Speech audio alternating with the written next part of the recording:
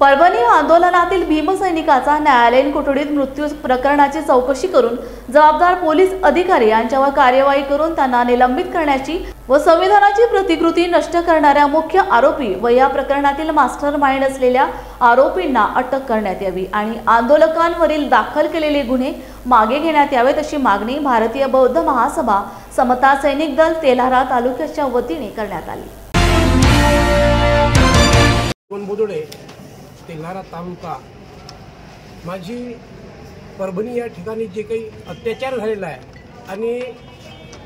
संविधानाचा जो अवमान करण्यात आला त्या संविधानाच्या माध्यमातून अवमानाच्या माध्यमातून तिथली जी जनता आहे विशेष करून बौद्ध जनता आहे ती थोडी चिडल्यासारखी झाली आणि त्यांनी त्या संदर्भात शांततेने आंदोलन करण्याचा प्रयत्न केला। परंतु या आंदोलनाला चिरडून टाकून एक त्या ठिकाणी जे लॉ झालेला जो विद्यार्थी होता लॉचा त्या विद्यार्थ्याला पकडून त्याच्यावर गुन्हे तर दाखलच केले परंतु त्याची कस्टडीत मृत्यू झाला आणि या मृत्यूचा निश्चितपणे शोध लागला पाहिजे आणि ज्या कोण्या समाजकंटकाने ते विटंबना केली त्याचा शोध आणि त्याच्यासोबत त्या मास्टरमाइंडचा पण शोध लागला पाहिजे अशी मी शासनाला विनंती करतो की त्यांनी या सगळ्या गुन्हेगारांना फाशीची शिक्षा दिली पाहिजे तरच समाजात जे स्वास्थ्य बिघडवण्याचे जे प्रयत्न करतात त्यांना आळा बसेल। अन्यथा हा समाज जर चिघळला गेला तर या सर्वस्वी जबाबदार इथलं प्रशासन आणि शासन असेल। भारतीय बौद्ध महासभा तेल्हारा तालुका अध्यक्ष नाजूकराव दारोका परभणी येथे जे काही झालेल्या अन्याय अत्याचार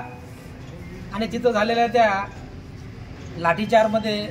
झालेला एक मृत्यू महिलेवर झालेला अन्याय अत्याचार याच्या संदर्भात भारतीय बौद्ध महासभा तेल्हारा तालुक्याच्या वतीने आम्ही पोलीस स्टेशन ठाणेदार साहेबांना सुद्धा निवेदन दिलेलं आहे आणि इथंच जे काही आपले तहसीलदार साहेब यांना सुद्धा बौद्ध महासभेअंतर्गत आम्ही त्या झालेल्या कृत्याबद्दल त्यांना न्याय मिळावा आणि जे काही समाजकंटक आहेत त्या समाजकंटकांना शिक्षा होऊन या झालेल्या अन्याय अत्याचार न्याय मिळेल अशा दिशेनं आम्ही बौद्ध महासभेनं तहसीलदार साहेब आणि ठाणेदार साहेब यांना निवेदन दिलं आहे। जय भीम, धन्यवाद।